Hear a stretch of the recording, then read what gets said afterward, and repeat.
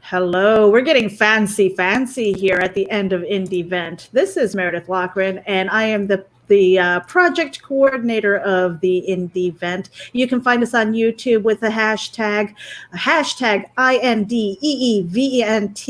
This is day 3 of our event, where a bunch of our indie creators have brought their live streams together under one banner. And we're giving each other a lot of love, and so maybe we'll lick some book spines today. But so today's topic this evening in this hour is self-publish. Let's discuss. We've got a round table, and I'm going to go around the room and let them introduce themselves, and then I'm going to kind of pass the baton because this is truly a round table. I don't want to say that I'm the moderator because I'm exhausted, and you guys know how to talk. So let's do this thing. We've got Cindy Koepp here. Let's add her. We've got Donna in there. Who else is joining us? We might actually have Gary come in. I hope he does. Cool. Okay, cool. So let's go around the room.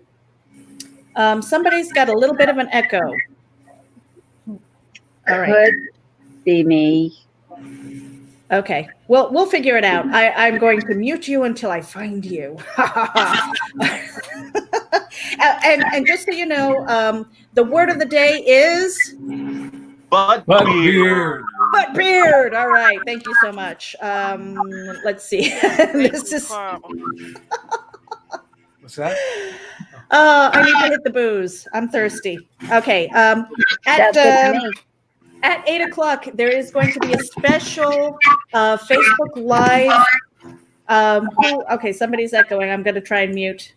Is that? Nope, that's not. It might be Cindy. Cindy, let's try and mute. Oh, okay. I think it's you, Cindy. Do you have earbuds? Okay. Cool. So I'm just going to leave her on mute right now. So we are going to be talking about self-publishing. Let's discuss. I know that I have personally tried to send my books to the main publishers, trying to find an agent and stuff like that. And I inevitably get the rejection letter. I actually used to have my first one framed because I just said, I made it as an author in my failure. And so I have gone the self-publishing route. And I want to kind of go around the room and see what you guys have decided as far as, let's see. Okay, Cindy, I don't hear that echo anymore, so great. But can we hear you? I hope so. Oh, yes, perfect. Okay, so we're going to go around the room. I'm going to put you up on the big screen. Tell us who you are. We'll talk about like where we can find your books later. Just a quick introduction because it's only an hour, and we're going to start with Irene. Oh, I get to go first. You get to go first. Okay, I am Irene Smith. I did self-publish my first book. I'm torn now between doing it again or trying for a regular publisher. I'm working on a second volume of flash fiction. The first one is called Dreams in Transit. I also write occasionally for this blog called Wild One Forever. And I do short stories, I do flash fiction, I do some web design, just a little of everything. All right. Hello. Cindy Koepp.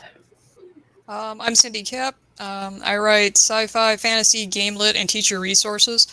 My teacher resources are self-published. The rest were published through small presses or co-ops. And I'm considering self-pubbing the next few. All right. Yes, my name is Donna Carlene. I write crime drama, historical romance, science fiction, fantasy. I'm too lazy to go through all that crap about submitting to a regular publisher, so self-publishing's best for me. All right. Karl Witsman. I'm Karl Witsman, and I am an alcoholic. I mean, I'm a self-publisher. Well, that was short and sweet. Brian K. Morris. Hi, I'm Brian K. Morrison. I'm an alcoholic because I self-publish. No, actually, we do horror, humor, contemporary fantasy, strong female characters, but we're a hybrid author in that we're also published by other people. Ooh, Teresa Dunn. Hi, I'm Teresa Dunn, and I'm author of Poetry Expressions. I love writing poetry, and I went with a publisher, and I want to self-publish. All right, I'm Meredith Loughran. I have done erotica. I have a lot of works that are collecting dust right now. I also write for Wild One Forever as well as Geek Insider. And I don't have any limits on the topics that I write because I have a brain and I can do research and I know how to write. So on that note, okay, so self-publishing. And I actually, I'm going to ask a question and then I'm going to pass the baton to Brian. Maybe you can ask a question. Teresa, I hope that you have questions kind of set to ask us, so that, because I'd love to give us all an opportunity to kind of take the baton and then pass it and kind of be a moderator. It doesn't have to be just, it's not me. It's not for me. Where was I going? I'm just going to pass the baton. Brian, do you have Okay, fine. as far as self-publishing and all that stuff? Didn't you say something about asking a question first? No, yeah. My question is where I need another glass of whiskey. It needs another No, bottle. that wasn't even a question. Oh my gosh. Yeah, I'm not going to make it till 10, guys. I'm not. I don't think so. We'll see. Anyway, you wanted to know about self-publishing. Self-publishing, I think, is the way to go. When I first heard about it in 2012, all I could see was the potential, because everything I had ever wanted to do with my writing, suddenly the technology had caught up with my dreams. And since then, I have used my self-publishing not only to advance my career, such as it is, but also to find gigs with other people. So, because the thing, when you have one of these, this is not just your little brainchild, your work of art, your little moneymaker. This is also your business card and your resume. So I've been able to parlay my credits into some, rather attractive assignments now. And who did you want me to throw to, Meredith?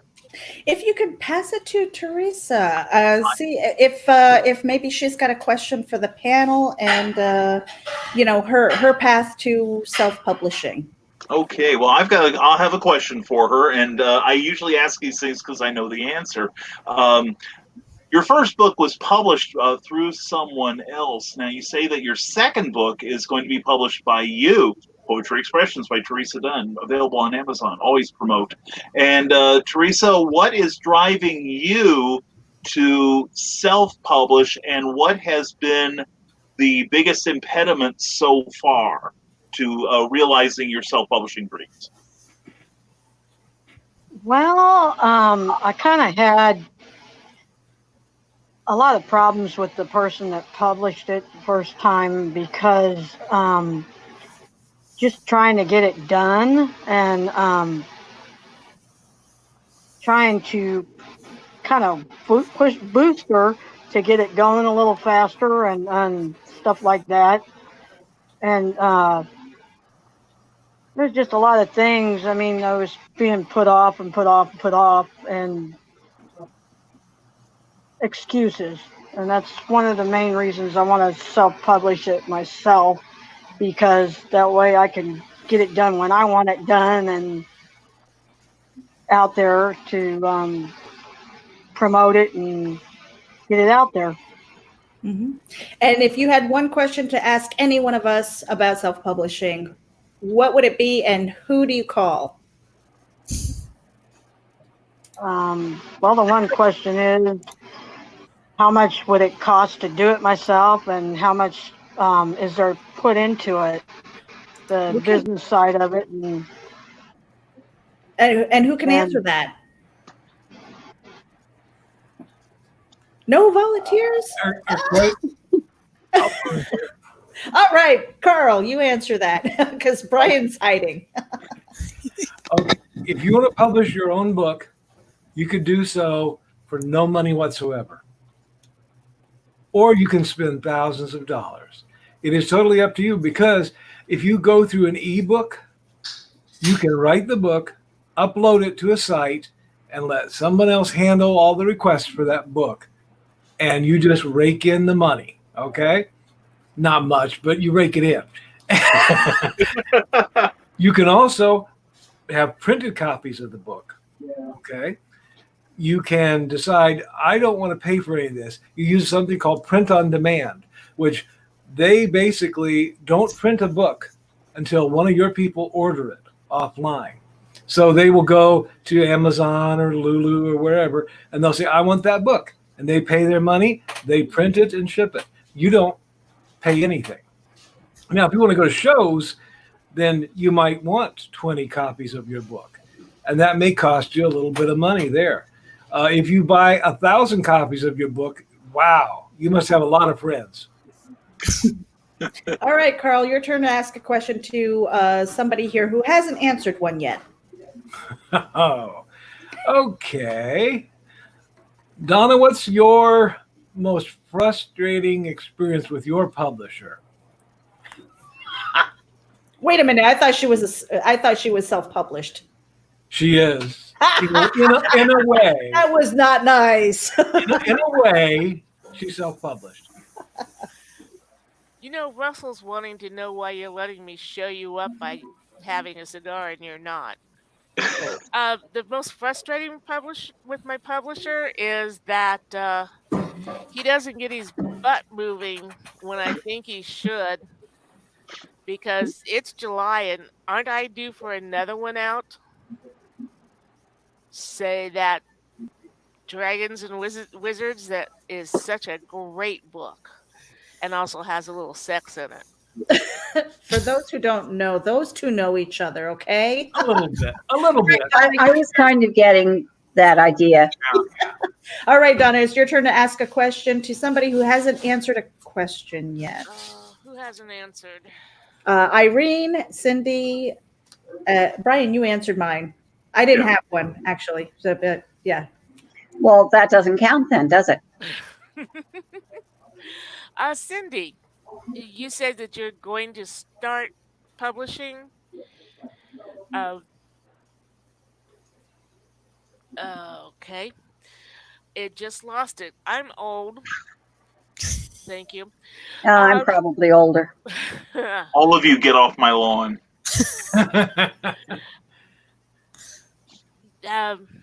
Who had inspired you to self-publish? Actually, I had thought about self-publishing even with my first one, but at the time I was an elementary school teacher, so I didn't have time to breathe, never mind figure out how to self-publish anything, which is why I went with small presses. Switching gears now, as I'm starting to go to shows, I find that I don't have much control over whether or not I can get physical copies. There are 3 of my books that are only available as ebook now, and there doesn't seem to be a way for me to get a physical copy anymore. So that which I have in stock is the end of it. So I mean, that is mostly what's driving my interest toward self-pubbing again. Just that I have control of the distribution, and I can do crazy things like put up an Amazon ad if I feel like it, because I discovered I can't do Amazon ads either, because everything is published through somebody who isn't me. I can do Amazon ads for my teacher resources, but I'm looking into redoing those because the cover art's very DIY, and really DIY. So that's mostly what's going on for why I'm considering it now.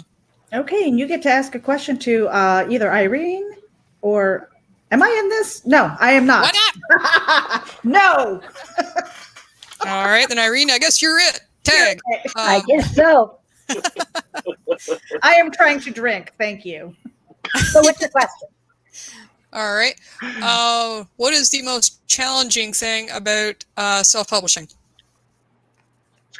Making sure that you do a good job proofreading. I thought I I can see did that. a great job. And then a friend of mine recently showed me the typos in my book, which I'm going to fix and republish. But yeah, I was horrified. I thought I did such a good job. And I had 2 other people read it. And we still missed. Oh no. And you Thanks. get to, okay, so next round you get to, well, let's just keep going around. Irene, go ahead and ask somebody a question. As far, Okay. in the self-publishing realm. Mm-hmm. Actually, I'll just throw this one out to the whole panel. What do you do about your cover art? Do you do it yourself or do you have someone do it? That's a great question. Who wants to go? Raise your hand and then we'll call on you. Go ahead, Karl. I at first did my own cover art, which was not so great all the time. And to point up what Cindy was saying, I've had a book now that has been in print of sorts since the 1980s. Mm-hmm. Okay, it's a topic that doesn't change, and I was able to just change the cover, change some of the things to update them a little bit, and that was great. And as that book has gotten better and better, I ended up finally hiring someone else to do the art. And on my latest one, I couldn't be more pleased with what that artist did. Okay, Cindy, you raised your hand next. Okie dokie. My teacher resources I DIY'd. I found a royalty-free clip art site, snagged some stuff, put it together, goofed around with it in GIMP, sort of. Couldn't figure out GIMP, used Paint instead. That didn't work real well either. Ended up with a cover and went for it. And it looks like it. Except for the most recent release, the 4 previous were put out through a co-op press called Lumen Anime, and co-op is kind of like mutant self-publishing. And I hired a cover artist named Matt Ostrom, and he did fantastic work. So he did 4 out of my 8 covers. Oh, very good. Teresa, go ahead, Brian. I'll take it next. This is where networking comes in, which is basically, for those of you who are outside the industry, it's called making friends. In fact, I've been going to something called the Superman Celebration in Metropolis, Illinois. Yes, there is Metropolis, since 1999. And somebody I've gotten to know very well is an artist named Trevor Eric Hawkins. No relation to the awesome Eric Hawkins, who is in our queue right now, making sure I don't insult him. Anyway, my friend Trevor, he's got a fine art degree, and he's gotten some stuff like on the cover of Georgia magazine, because he knows the editor there, and he's also managed to network to get into like the Gone with the Wind Museum to do portraits. Plus, he did these at the Superman Celebration, some other portraits of comic characters. And I went up to him and I said, dude, I would love it if you did a cover for my first paperback release, which was Santastein. And he did what I think is a beautiful knock it out of the field cover. And the reason he wanted to do it was because his dad, for 20 years, has been saying, I got you a degree in fine arts. Where's your money? Why are you working in a copy shop? And just so Trevor could go up to his dad and say, look, I'm published now. And I told him, I'll pay you, dude. And he's like, no. I just want that satisfaction of being able to shake this in his face. And since then, this book has sold in 6 different countries, and he gets a royalty every time I sell it. And that is why he is, kind of like my go-to paperback guy. Although he's had to slow down recently, and we're going to get him some assistance on this. And then on this one, he came up with so many good ideas. He's the co-owner of Volcana. So anyway, that's my deal with him. But basically, I had used the free cover thing that came with Kindle, and it looks like Stevie Wonder did it. It is just dreadful. It is beyond elementary. Cover art, yes, you find a capable artist. Eric Hawkins, artist writer of the Zombieful World of Oz, available now on Indiegogo. Or wait, that ended last night. Never mind. Go find him in the convention when we start having them. Anyway, so the best thing is I found just I've got a bunch of people. There we go. See, now that cover that Carl's holding up was done by the wonderful Eric Hawkins. But the thing is, there are artists out there who want to do it just for the recognition, or they have their own motives. Now, I am looking at getting some paid artists, but that's how I have found covers, and I'm never doing my own again. I promise you this. Mm-hmm. But I know that Teresa, you've got a poetry book, and it's a lovely cover. Did you design it yourself, or did you have to hire somebody? Actually, I had somebody else do it. And the second one, I'm having somebody else do it too. I'm not the artist. Mm-hmm. Donna, go and, oh, sorry. I did it too. Go ahead. No, there's a little bit of a delay, so I didn't mean to stomp on you. Actually, networking is the best way to learn to find out people that would do your books. And that's how I found out, through networking. Mm-hmm. Donna, how about you? Cover art? On my poetry book, I had an artist friend of mine design those. My Hunter's Ridge has a theme cover. It's white, and then it has a man embracing a woman. The standard legs in the air, but they're in silhouette. And those two are always on the cover of the book. The first one has a rifle sight imposed over them. The second one has old friends, new enemies. Has a man in the corner, a silhouette, shaking his fist at them. The third one is simply called Family and has a lot of silhouettes around the central characters. On my Beth and Hills, the first one, my main character was in a wheelchair and had been abducted. So I took my wheelchair and put it down by the side of the van in a parking garage, took a picture of that, and that's what we used. And the last two were, I believe, off of one of those free picture things. Mm-hmm. So I don't know where we go from here. I'm hoping maybe with Dragons and Wizards, we can maybe talk a certain Eric Hawkins into doing something.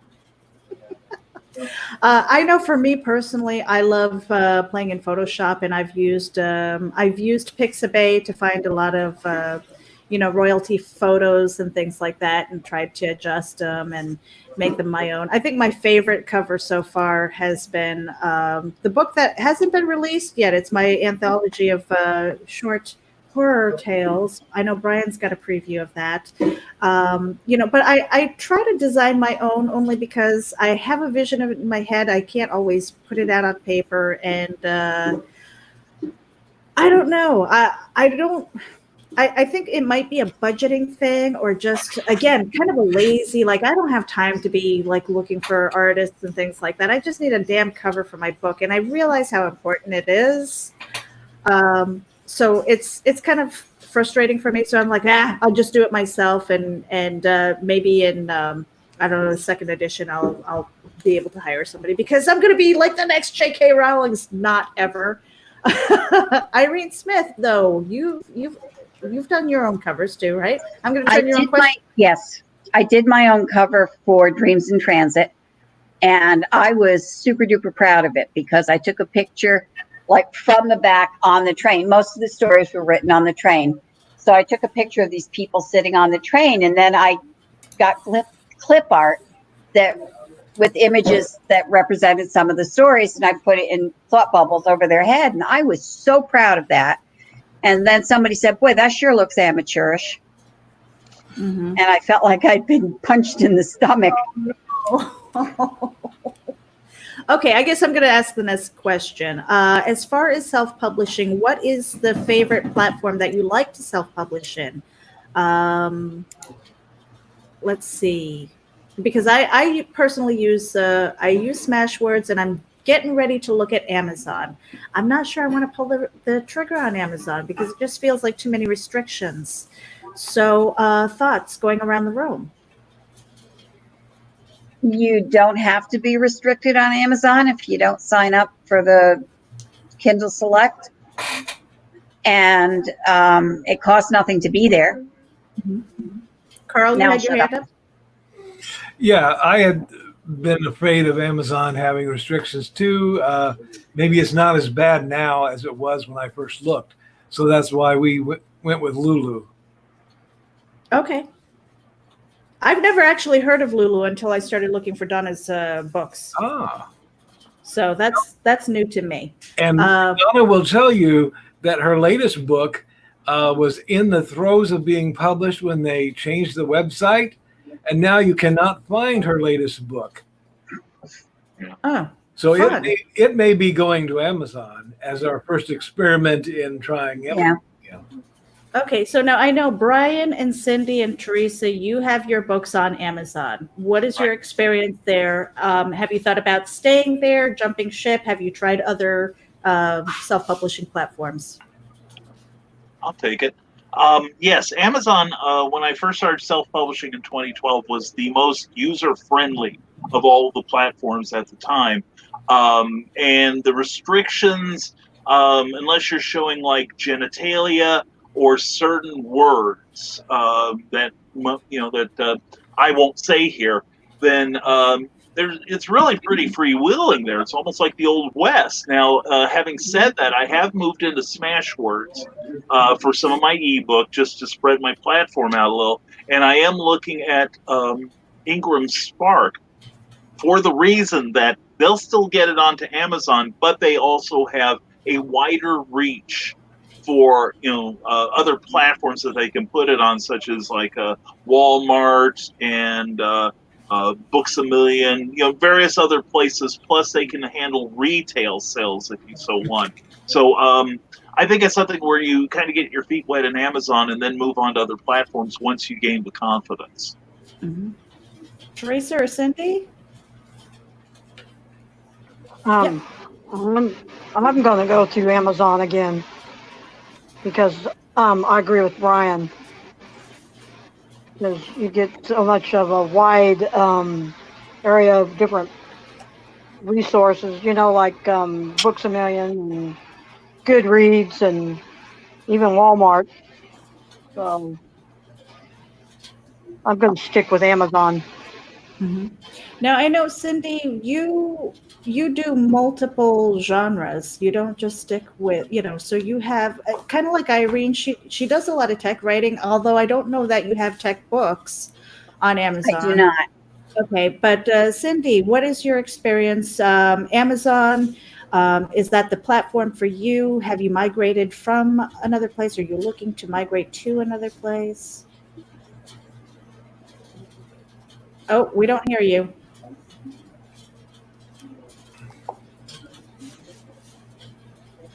I don't hear you yet. Oh no, we lost your audio. Oh, it looks forlorn. Oh no, I don't like seeing it. That is so frustrating. Try unplugging it and plugging it back in. Yeah. Oh, she just unplugged herself. All right, she'll be back. We'll Come back. her back. Come back. Come back. I hate when that happens. Oh, Actually, on the question you asked me about technical books, I have a very dear friend who self-publishes technical books. And he says self-publishing is more the way to go for books about programming or computers. Okay. Cindy, can we hear you? Can you hear me now? Yes. Yay! Yay! Okie dokie. My first teaching resource was a math book, and I started that one on Smashwords, actually, and it's still there. And then released it simultaneously on Amazon. Smashwords, I didn't sell anything there. Amazon, I occasionally sell one in Japan, which I think is kind of weird, but hey, why not? So when I released the other three in 2013 or 2014, something like that. I just put them all out into Amazon. The publishers that I work with for the 5 more recent books all went through Ingram, and that seems to work pretty well. It's a little slower to respond sometimes, but I mean it's rocking and rolling. The first 3 of my books, they put the ebooks up through Amazon, but they had their own printing press, so they did their own printing, and it was available through Amazon, but they did their own, and that's I think that's one of the reasons why they're no longer available in print. Oh, that's frustrating. All right, so Cindy, you were the last to answer the question. Go ahead and ask one. I just put you on the spot. Ha ha. Welcome to broadcasting. Yikes! Alrighty.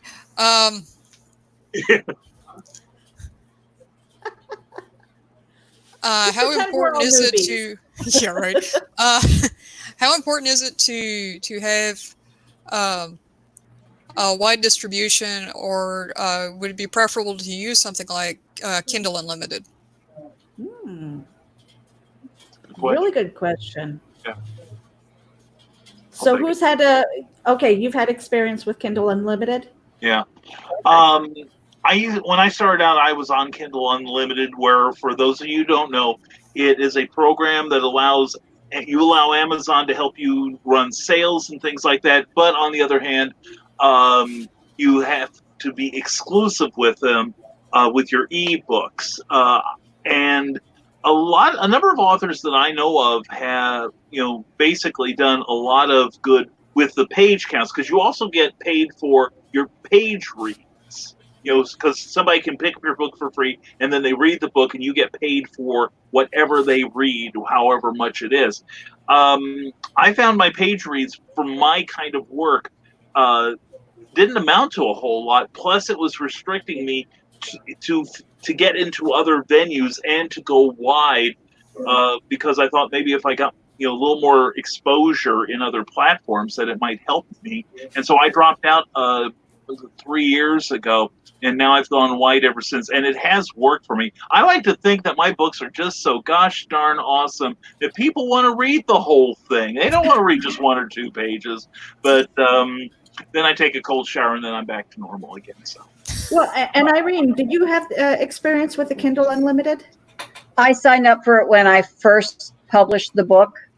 And then a couple of years later, I decided to republish and also go with Smashwords at the same time.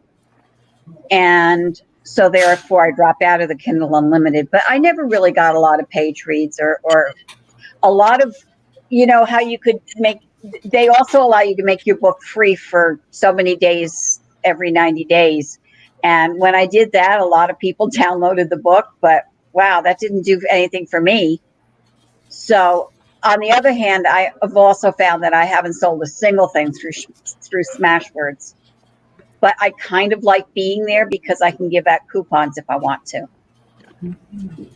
Yeah, that's where I see people for my promotions. If I want to give it, like for my newsletter, if I want to give a heavy discount, because Amazon quit their discount or their coupon program a couple of years ago and never told anyone. So yeah, well, they didn't make a big deal about it in the first place, did they? No, not really. No. So Donna, can you tell us a little bit about Lulu? Because I went to the site and I got a little bit nervous because I didn't see anything in US dollars, which is how I pay for stuff. Oh, I haven't had that problem. I don't know. Really, Karl would probably be better on that than I am. Mm-hmm. I know where to to order so many for mine for the thing, but Karl, can you help me here? Depending on what you look at, because it is an international company, so they do print and they will send anywhere. And if they somehow think that you're not in the United States, like if you're using a VPN perhaps, they will convert to whatever they think, like if you say I'm in Australia on your VPN, then you'll get the AUD price. So that's happened to a couple people I've known. And it's really helped me to sell internationally with some of the books. What else did you want to know about it? Because I could go on a little while. Yeah, I was just curious about Lulu because, again, I never heard about it until I was purposely went looking for Donna's books, Okay. and so that's new to me. I mean, so going down the list, obviously Amazon is the big one for as far as self-publishing. We've got Smashwords, which I'm familiar with. Now we have Lulu.com. Are there any other places? Yeah. Off the top of your head that you could think of? Draft to Digital, that's kind of new, and they're building their platform right now to be kind of all things to all people, like Amazon, in that they'll do. I think they're just keying up their paperback production, and they've been doing ebooks, and they're moving swiftly. They also have a pretty good program, I'm told, in audio books, which is probably a whole nother show entirely. All right, cool. And Teresa's been kind of quiet, so I'm going to ask you get the next question. You get to ask somebody the next question. Putting you on the spot. I don't have any questions. Honestly, have any of you tried selling your books on your own? I mean, just getting out there and going maybe not door to door, but just getting out there and selling your books on your own. Yes, definitely. Yeah. Well, I mean, I think conventions, book signings, and things like that. And always carry your books with you wherever you go. Get a nice plastic bag to put them in, and then put that in a box. Put that in your back seat, and always be ready to sell, because we've had a couple of instances where we'll go somewhere. People ask Donna, "What do you do?" Well, I'm a writer. Oh, well, what have you written? Well, and they're not going to go to a website, later. They're not going to remember that. You have to make that sale right then and there. So we've become accustomed to carrying books with us, and we've got the square. It's a little thing that sticks into your cell phone or your tablet, and you can accept credit cards. So there's no excuse. I didn't bring any money with me. We'll swipe that card for you. Yeah, Irene, how about you? Have you sold trunk sales or book signings? A little bit. I've done a couple book signings, and our local library had a thing for local authors where we had about 10 writers, and we all had our books, and we sold books at the library. So, but I haven't made a fortune doing it because I haven't really pursued it. When I first published, I was commuting to New York City 5 hours a day on the train, and I just didn't have time for stuff like that. I think when I do my next volume, I'm going to try to do more of it. And I know, Brian, you're very big with the convention scene and bringing physical copies and things and interacting. What are you doing as far as, because you're a self-publisher, it costs money to actually to print those books, lug them wherever you need to go. So what are you doing as far as your sales and things? Sorry. Well, right now, when this whole My Sharona, Miley Cyrus, Peter pandemic started, y'all try practicing that sometime. I immediately started trying to promote my online sales at Smashwords and Amazon, and I'm one of those also, like Irene. I haven't seen a whole lot of needle movement from my Smashwords, aside from giving stuff away or occasional discount. But I use my newsletter and tell people that I've got books. I will still sell them. And Meredith, of course, was the beneficiary of my generosity one time when I went out and said, "Hey, listen, because I know how much I've got in this book." And I said, "Hey, I've got enough room. I'll eat the postage if you'll buy this book, and I'll sign it to you. And if If you buy a whole bunch of them, I'll just, I'll sweep the floors and put that in there too. Whatever I can find and stick in there, I'll do it. And I got a wonderful response from that as well. And since then, I've been trying to get the hang of Amazon advertising, which is a constant struggle. And some days I'm better at it than most. But for the most part, I've been like a little more aggressive about online sales, and when I do my various broadcasts to remind people that I do have stuff for sale online. And if somebody buys it on Amazon, hooray! And when you see me at a show, I will still sign it. Or if you want, I won't sign it, and you'll owe me $20. Okay, Cindy, how about you? I've started doing cons. Well, I did last year. I was supposed to do one this weekend, but yeah, that didn't work. But I've got, if everything goes well, good Lord willing, and the creek don't rise, I've got 2 each of the next 2 weekends. My sales have not been woohoo, but I sell a few here and yonder. I did try selling them off my website. I did make a few sales. About as many as I make at an average con, but without the expense of the gas and the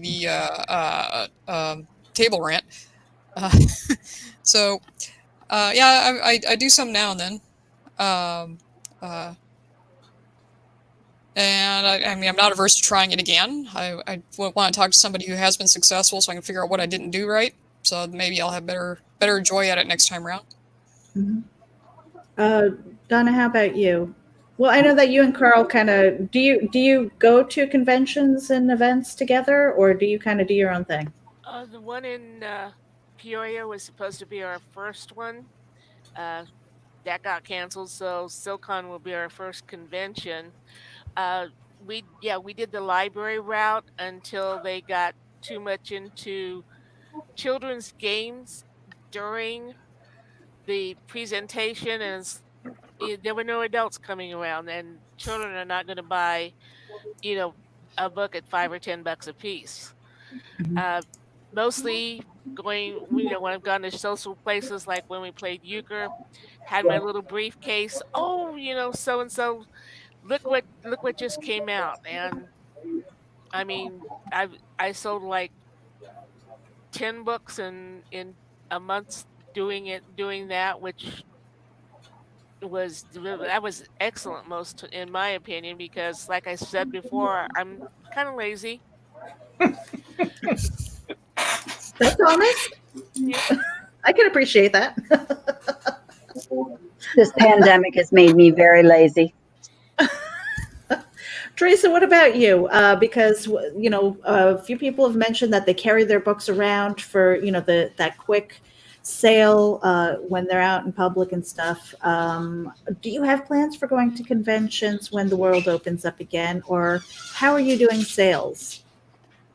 Well, I went to one this past December, and actually I've sold a lot of my books on my own through my church and where my husband goes to dialysis, and I've even went to the newspaper.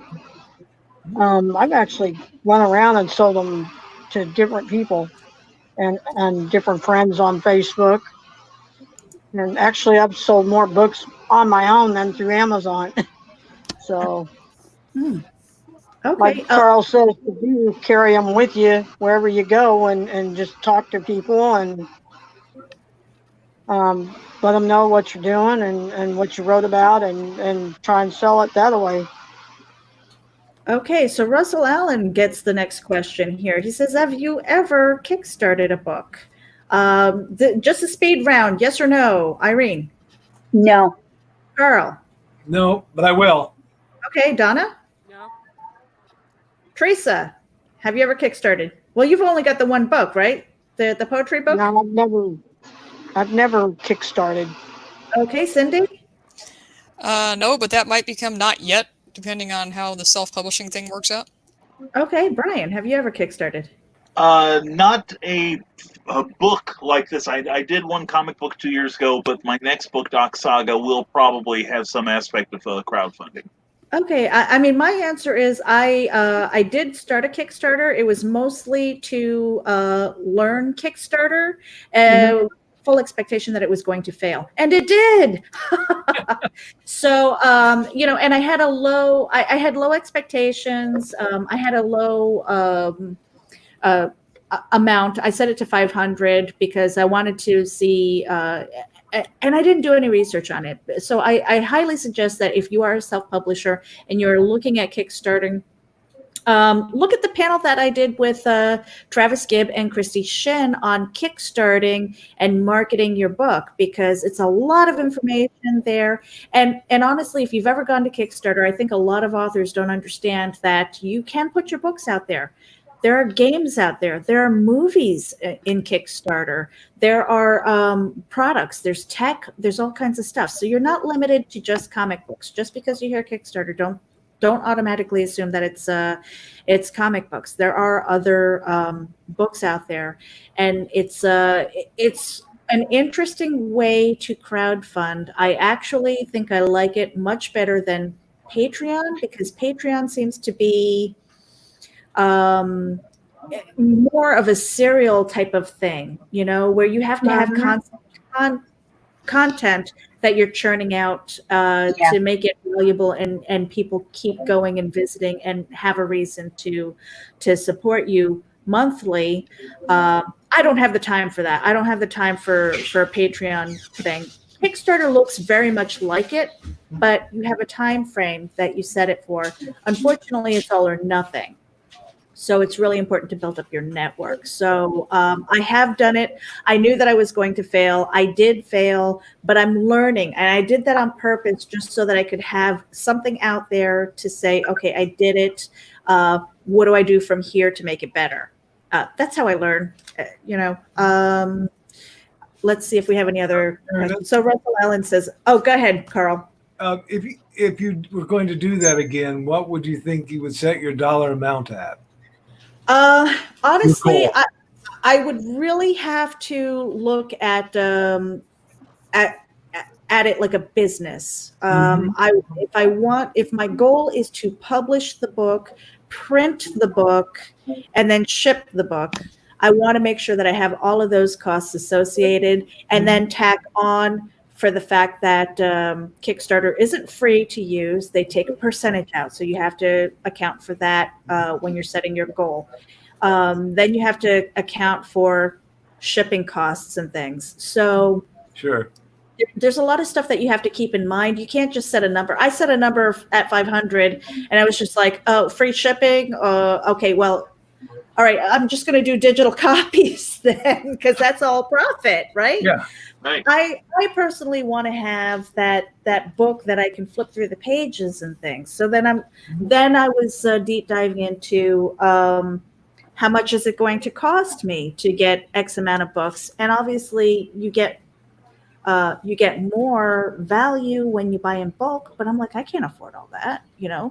So I mean, I literally set up my Kickstarter to fail because I didn't want it to succeed. First of all, I didn't want to get to a point where I had to fulfill it.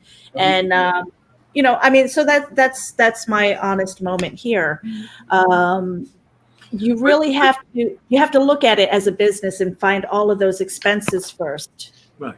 But you can set levels, right? So if your book is going to cost $10, you could say, if you pledge $10, you will get a book.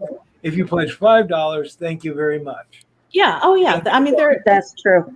Yeah, there are the different levels where you can leave just just say, hey, I'm just throwing you a tip. You get nothing. Right. But again, if you have a digital copy and you say, hey, for $1 pledge, just to help boost my numbers and say that you supported it, I'm going to send you something. Send them a PDF or send them a sticker, something. So if you were using print on demand, you would not order those books until the Kickstarter was done. You knew how many orders you had. You could say, okay, I got 25 orders. I'm only going to buy 25 books because that's all the Kickstarter was for. So you wouldn't really have to go too high on your desired amount, correct? Right. But the goal was also to have enough printed copies. So if I went to, let's say Tampa Bay Comic Con, which was supposed to be this weekend, I wanted to have books available to have on hand so that I could do the trunk sale. Sure. So you had a goal of how many books you wanted more than how much money you wanted. And I think that's the smart way to do that. Mm-hmm. Now, go and ahead. also, something I've been looking at for my own publication is. Go ahead. Rose. Oh, no, I just wondered, what about other crowdfunding sources? Has anyone considered those? Like, what is it, Indiegogo or something like that? Indiegogo is another one. Yeah. And I think that one danger with Indiegogo. Yeah, go ahead, Brian. Well, I was going to say one danger with Indiegogo is if you have like a dollar goal. Let's say you need $1,000 to say privately print 200 copies and pay for a cover artist and a formatter, etc. You get everything you earn through that minus about 10% for Indiegogo to take for the processing fees home. Sure. Well, let's say you are asking for 1,000 and that covers all your expenses and you only make 100. You're still kind of obligated to put out the book, and then instead of 1,000, now it's only 900, but something like that could still sting. And you do want to fulfill your crowdfunding pledges because that can be a real black mark. Because people remember when you don't fulfill your promises on crowdfunding. Sure. So, what if you only raised 100, you get the $90 less their 10%? Yes, okay. Correct. And another thing is Kickstarter, and I've found this for myself, and I've talked to other people in the industry. Kickstarter has an incredible reach as opposed to Indiegogo, and it has kind of a bit of a luster, if you will, that people trust in Kickstarter. It is practically the first thing you think of when you hear the word crowdfunding. So, I've talked to several people who tried Indiegogo, and it's just it's like pushing a grape uphill with your nose sometimes. Whereas you can build up momentum in Kickstarter. Plus, their reports that you can generate through that are a little bit more robust than what you find on other platforms. Yeah, and like I said, in an earlier panel today for the Sunday Indie event, if you're tuning in and you go over to the playlist on YouTube, look for the hashtag INDEEVENT, and you're going to see it. Market your book with Travis Gibb and Christy Shin. They really touched on their Kickstarters, the different style that they did, the way that they put together their pledges, stretch goals, and things like that. I mean, it's just really, if you're going to go there, take the time to learn the platform and the best way to succeed. Again, when I did it, I went there with the plan to fail, because for me, I wanted to learn. I wanted to see what the tools looked like and stuff. So that's my story. I'm sticking to it. And we've got about 7 minutes, guys. So I wanted to finish that up because up next in this event, this weekend-long event, we've got Phantasmagoria, who is going to be doing Facebook Live, and I think they're kind of Victorian, kind of horror, kind of. I don't even know how to describe them. I think goth a little bit. So definitely tune into them on Facebook. Hopefully we'll get the stream so that we can put them on the live stream later on, but definitely tune into them. I want to go around the room. Please, everybody, tell the audience where they can find you, where your books are, and then we're going to follow up with an article so that everybody's got your links and we know where to get your stuff at our leisure, because an hour is just not long enough for these roundtable discussions. Okay, we're going to start off with Irene, because you're to my right. Lucky me. You could. I actually have a website, irenepsmith.com. And there are links from there to my books and to other websites that I publish on. So that's probably the easiest. IrenePsmith.com. Okay, that was easy enough. Yeah. Karl Witsman. Hi. Currently, most of my books that I'm really trying to sell are on lulu.com. If you want other information, find me on Facebook. I'm around all the time. All right, Miss Teresa Dunn. I'm on Amazon.com, and you can find me on Facebook. I have my own Facebook group called Poetry Expressions, and I'm usually on there all the time. Now, for Poetry Expressions, can we just do a Google search and you'll pop up for Amazon? Yeah, you can find me on Google too. Okay, excellent. And we're gonna get over here to Cindy. I'm sorry, I don't feel like you had enough time to speak. Oh, no worries. I'm pretty easy to find. If you go to CKOEPP.com, I'll take you to my webpage where you can sign up for my newsletter and find out all kinds of crazy stuff about the junk I write. Oh, that's not junk. Miss Donna. Yes, just go to lulu.com and type in Donna Carlene. I'm also on Facebook, just a personal page. We'll be in Silicon and Mattoon this year. And Molly Daniels, I was there last year, but I was supporting Brian. I was only a visitor. Oh, so did you have more? Nope. Okay, because before I put Brian up here, I don't want the short version because this is a lesson in marketing yourself. Brian K. Morris, go. No pressure at all. Hey, if you want to, I'm Brian K. Morris. I'm available on Amazon and Smashwords, also on Facebook and on most social platforms. It's called Rising Tide Publications. This is a page on Facebook. Please sign up. We've got 2,100 people up there enjoying our constant daily content. You can be one of them. Also, risingtide.pub, not .com, but .pub, where you can sign up for my free monthly newsletter. The next one will go out August 1st. Plus, if you have nothing to do, or if you have something to do, skip it on Monday, Wednesday, and Friday, because at 10 a.m., 9 a.m. Central, we have an interactive talk show called Nevermind the Furthermore, where you'll see some of these lovely people on this panel. And also join us Tuesday nights at 8 p.m., 9 or 7 p.m. Central for Clever Title Pending, where we talk about, it's an interview show where we talk about creativity and the business behind it. And we got kind of a crazy idea for this coming Tuesday that could probably get me in a lot of trouble, but I've always been that guy to blindfold himself and then go running into the minefield. So that's what we're going to do. Meredith, thank you very much for having me on here, and stay tuned to Indie We still got a few more hours to go with that. All right, I am Meredith Loughran. I am the coordinator of Indie and the keeper of the schedule this weekend. We are almost done. I am hitting the booze. You can find me at meredithloughran.com. Nobody can spell my name, and that's all right, because you can find me on Facebook, Twitter, and Instagram under usually MaryJ99. Just Google me. And actually, Brian, because we're under your banner, we have your little Fez guy, your little Funko Fez guy. I would love for you to finish off with your usual saying before we sign off. We can do that thing. As we close out every broadcast that we do on YouTube, please check out my YouTube channel as well and subscribe and hit that like button, as well as on Facebook on the Rising Tide page and my profile page.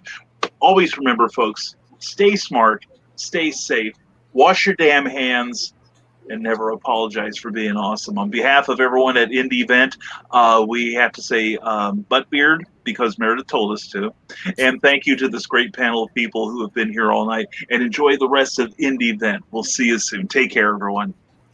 Now comes the part where we throw our heads back and laugh. Ready?